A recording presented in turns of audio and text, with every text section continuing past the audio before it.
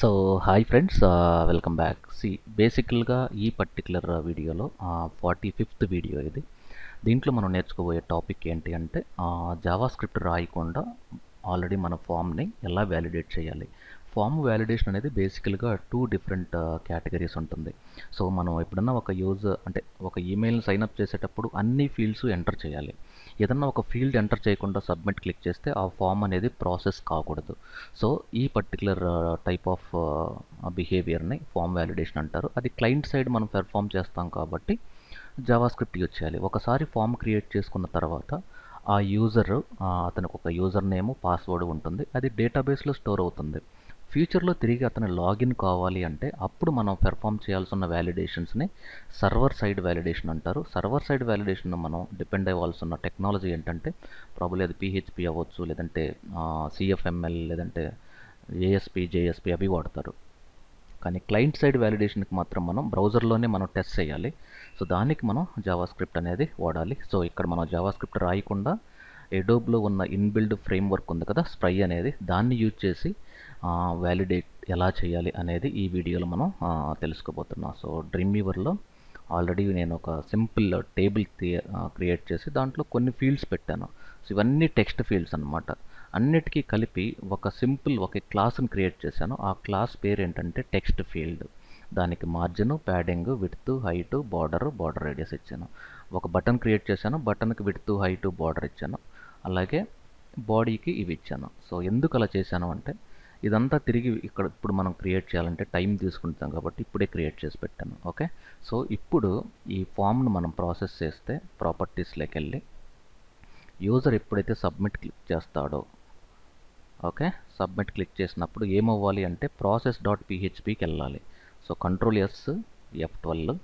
ఇప్పుడు నేను submit click చేస్తే ఏమవుతుంది అంటే process.phpకి వెళ్తుంది, కానీ నేను ఏమి ఎంటర్ చేయకుండా సబ్మిట్ అనేది పనిచేస్తుంది. అలా కాకూడదు. అప్పుడు మనం ఫామ్ వ్యాలిడేట్ చేయాలి. ఫర్ ఎగ్జాంపుల్ ఫస్ట్ నేమ్ ఉంది. ఈ ఫీల్డ్ని సెలెక్ట్ చేసి జావా స్క్రిప్ట్ మనం రాయాలి అంటే టైం తీసుకుంటుంది కాబట్టి నేను రెడీమేడ్గా ఉన్న ఈ పర్టికులర్ స్ప్రైలో టెక్స్ట్ ఫీల్డ్ని, ఇవన్నీ టెక్స్ట్ ఫీల్డ్స్ కాబట్టి టెక్స్ట్ ఫీల్డ్ మనం వ్యాలిడేట్ చేయాలంటే స్ప్రై వ్యాలిడేషన్ టెక్స్ట్ ఫీల్డ్. ఎప్పుడైతే క్లిక్ చేస్తానో ఆ ఫీల్డ్ దీనికి అసైన్ అయిపోయింది.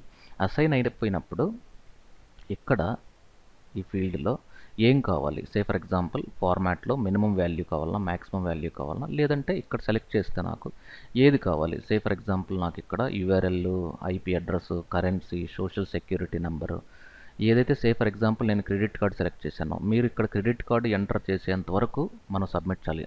సబ్మిట్ అనే బటన్ పనిచేయదనమాట. క్లిక్ చేసినా కానీ అది ఎంటర్ ప్రాపర్ వాల్యూ అంటుంది. సో ఇప్పుడు నేను దీనికి అసైన్ చేశాను కాబట్టి సేవ్ కొట్టంగానే జావా స్క్రిప్ట్ అడుగుతుంది. సో నేను ఓకే క్లిక్ చేశాను. ఇప్పుడు కంట్రోల్ ఎస్, F12. ఇప్పుడు నేను క్లిక్ చేస్తాను సబ్మిట్, ఇది తీసుకోదు, ఎందుకంటే ఇక్కడ వాల్యూ ఎంటర్ చెయ్యాలి కాబట్టి. సో మరి ఎంత యూజర్ నేమ్ 10 లెటర్స్ కావాలన్నా ఇవన్నీ మనం మెన్షన్ చేయొచ్చు. ఫర్ ఎగ్జాంపుల్ నేను మినిమం క్యారెక్టర్స్ 5 ఉండాలి, మ్యాక్సిమం క్యారెక్టర్స్ ఎనీథింగ్ అది ఉండాలి. లేదు అనుకుంటే ఇన్బిల్డ్ మనం యూజ్ చేయొచ్చు. అది ఎప్పుడు ఆన్ సబ్మిట్లో వాడుతున్నాను. ఫర్ ఎగ్జాంపుల్ ఇలాగే దీనికి ఈసారి స్ప్రైలో ఇదేంటి బేసిక్గా వెబ్సైట్ కాబట్టి డైరెక్ట్గా నేను వెబ్సైట్ వ్యాలిడేషన్కి ఒక ఇన్బిల్డ్ స్క్రిప్ట్ ఉంది. దాన్ని మనం ఏమని పిలవాలంటే సేమ్ టెక్స్ట్ ఫీల్డ్, కానీ ఏది కావాలి అంటే యూఆర్ఎల్ కావాలి. ఫర్ ఎగ్జాంపుల్ ఈమెయిల్ సెలెక్ట్, ఇక్కడ స్ప్రైలో సేమ్ టెక్స్ట్ ఫీల్డ్, కానీ మనం సెలెక్ట్ చేయాల్సింది ఈమెయిల్. ఓకే, క్లిక్ చేసి సబ్మిట్ క్లిక్ చేస్తాను. ఏమవుతుందో చూద్దాం. చూడండి, వాల్యూ రిక్వైర్డ్. ఫర్ ఎగ్జాంపుల్ నేను ఇక్కడ ఏదో టైప్ చేశాను, సెలెక్ట్, ఇది తీసుకోవట్లేదు. ఎంటర్ వెబ్సైట్ తీసుకోవట్లేదు. అదే www for example SEO skills.in. ఇప్పుడు నేను సబ్మిట్ క్లిక్ చేశాను అనుకోండి, తీసుకోవట్లేదు, ఎందుకంటే HTTP కూడా ఇప్పుడు ఎల్లో కలర్ వచ్చిందంటే అది తీసుకున్నది, ఇది అయిపోయింది. మరి ఈమెయిల్ తీసుకోవట్లేదు, ఎందుకంటే @ ఉండి .com అనే మ్యాండేటరీ, ఈ 3 ఉంటేనే అది తీసుకుంటుంది. ఇప్పుడు process.phpకి వెళ్ళింది. లేదు ఫర్ ఎగ్జాంపుల్ ఒక ఆర్టికల్ రాస్తున్నారు, దీన్ని నేను టెక్స్ట్ ఫీల్డ్గా కన్వర్ట్ చేశాను, మల్టీలైన్. ఓకే, ఈ మల్టీలైన్లో నాకు ఒక 30 క్యారెక్టర్స్ పెడుతుండాలి, హైట్ వచ్చి 15 క్యారెక్టర్స్ ఉండాలి. Okay, so save. ఇప్పుడు నేను F12 క్లిక్ చేస్తే మనకి ఇదిగోండి ఫీల్డ్ ఇలా ఉంది. ఓకే, ఇప్పుడు నేను దీనికి ఏం చేస్తానంటే సెలెక్ట్, ఇక్కడ ఈ యొక్క ఫీల్డ్కి మనం హైట్ ఇవ్వచ్చు కదా. ఫర్ ఎగ్జాంపుల్ నేను 100 ఇస్తున్నాను.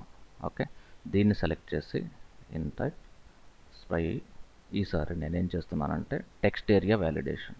ఓకే, టెక్స్ట్ ఏరియాలో మనకి ఏం కావాలి, ఇక్కడ ఫర్ ఎగ్జాంపుల్ క్యారెక్టర్ రీమైనింగ్ అనేది కావాలి. క్యారెక్టర్ కౌంట్, క్యారెక్టర్ రీమైనింగ్ అంటే minimum characters, maximum characters.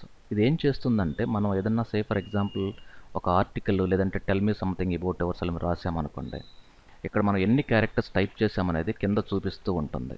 Okay, so దీన్ని మనం టెక్స్ట్ ఫీల్డ్ వ్యాలిడేషన్ అంటారు.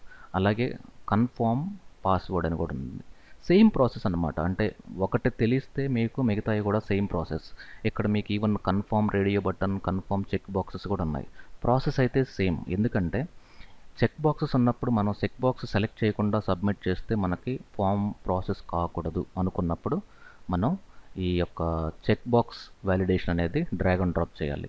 అలాగే రేడియో బటన్ ఉంది, మేలు ఫిమేల్ ఏది సెలెక్ట్ చేయకుండా సబ్మిట్ చేస్తే అది ప్రాసెస్ కాకూడదు అన్నప్పుడు ఈ రేడియో వ్యాలిడేషన్ చేయాలి. సో ఇవన్నీ కూడా సిమిలర్ బిహేవియర్ ఉంటాయి. సో మీరు సింపుల్గా ఎలిమెంట్ ప్లేస్ చేయాలి, దానిపైన క్లిక్ చేయాలి, ఆటోమేటిక్గా జావా స్క్రిప్ట్ దాంట్లో యాడ్ అయిపోతుంది. మరి మీరు జావా స్క్రిప్ట్ చూడాలి అనుకుంటే ఇదిగోండి, ఇక్కడ మనకు జావా స్క్రిప్ట్ ఆల్రెడీ ఇన్బిల్డ్ ఉంది ఇది. Okay, so spray value text ఏరియాకి సంబంధించిన జావా స్క్రిప్ట్ ఇక్కడ ఉంది, మిగతా అన్ని ఫీల్డ్స్కి సంబంధించిన జావా స్క్రిప్ట్ ఇక్కడ ఉంది. సో మనం ఓవరాల్గా అవుట్పుట్ చూస్తే సో ఇలా ఉంటుంది.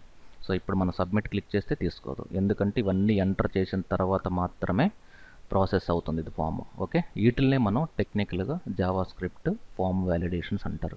కానీ క్లయింట్ సైడ్ పెర్ఫామ్ చేయాలంటే ఇది వాడతారు. ఓకే, మరి సర్వర్ సైడ్ పెర్ఫామ్ చేయాలంటే మాత్రం తప్పకుండా మనం ఏఎస్పి కానీ, పిహెచ్పి కానీ, జేఎస్పి కానీ, లేదంటే సిఎఫ్ఎంఎల్ ఆ టెక్నాలజీస్ పైన డిపెండ్ అవ్వాలి. Okay, so thank you very much, stay tune, have a great day.